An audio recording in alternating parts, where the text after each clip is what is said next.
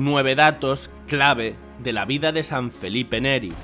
En este vídeo encontrarás 9 datos clave sobre la vida de San Felipe Neri, patrono de educadores y humoristas, fundador del oratorio en Roma y recordado por haber recibido el don de la sanación, de profecía y poder leer los pensamientos. Primero, una experiencia mística provocó su conversión. Felipe Neri recibió sus primeras enseñanzas religiosas de parte de los frailes dominicos del monasterio de San Marcos de Florencia en Italia.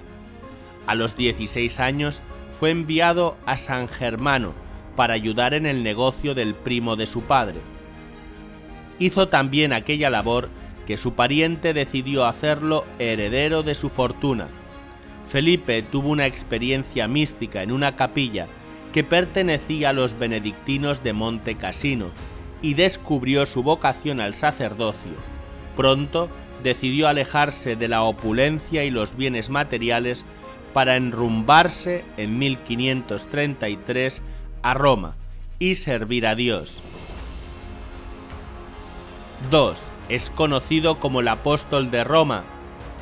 Tras abandonar sus estudios de filosofía y teología cerca de 1540, decidió hacer apostolado y enseñar el catecismo a los pobres. En aquel tiempo, el colegio cardenalicio era gobernado por los Medici, y por ello muchos cardenales se comportaban como príncipes seculares. Roma se encontraba en un estado de ignorancia religiosa. Los sacerdotes abandonaban a la feligresía y a las iglesias, y las costumbres de la época no eran las mejores. Durante 40 años, Felipe fue el mejor catequista de Roma y logró transformar la ciudad. Su activo apostolado comenzó con la visita a hospitales. Después empezó a frecuentar las tiendas, almacenes, bancos y lugares públicos, exhortando a las personas a servir a Dios. 3. Es patrono de los humoristas. Definitivamente, Felipe recibió de Dios el don de la alegría y amabilidad. Como era tan simpático en su modo de tratar a la gente, se hacía fácilmente amigo de obreros, empleados, vendedores y niños de la calle.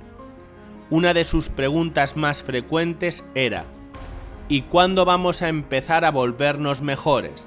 Si le demostraban buena voluntad, solía explicar los modos más sencillos para llegar a ser piadosos y comenzar a hacer la voluntad de Dios. También tuvo por amigos a varios cardenales y príncipes que lo estimaban por su gran sentido del humor y humildad. 4. Se dedicaba a la oración y a las obras de misericordia. Además del apostolado, Felipe Neri solía pasar la noche en el pórtico de alguna iglesia o en las catacumbas de San Sebastián cerca de la Vía Apia para entrar en profunda oración. Practicaba además las obras corporales de misericordia. En 1548, junto a su confesor y 15 laicos, fundó la Cofradía de la Santísima Trinidad, que se reunía para realizar ejercicios espirituales y socorrer a los peregrinos necesitados. Con ello fundó el célebre Hospital de Santa Trinità dei Pellegrini, en el cual fueron atendidos y cuidados 145.000 peregrinos en el año jubilar de 1575. 5. Podía leer el pensamiento de sus penitentes y levitar.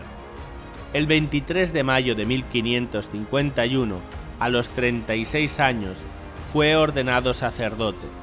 Al poco tiempo fue a vivir a la iglesia de San Jerónimo de la Caridad, donde principalmente se dedicó a la confesión.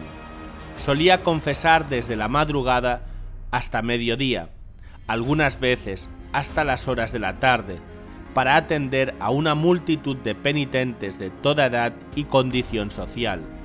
No solo confesaba muy bien, sino que tenía el don de leer el pensamiento de sus penitentes y los guiaba con gran compasión en el camino de la santidad, También celebraba con gran devoción la misa diaria que muchos sacerdotes habían abandonado. Con frecuencia experimentaba el éxtasis durante la Eucaristía y se le vio levitar varias veces.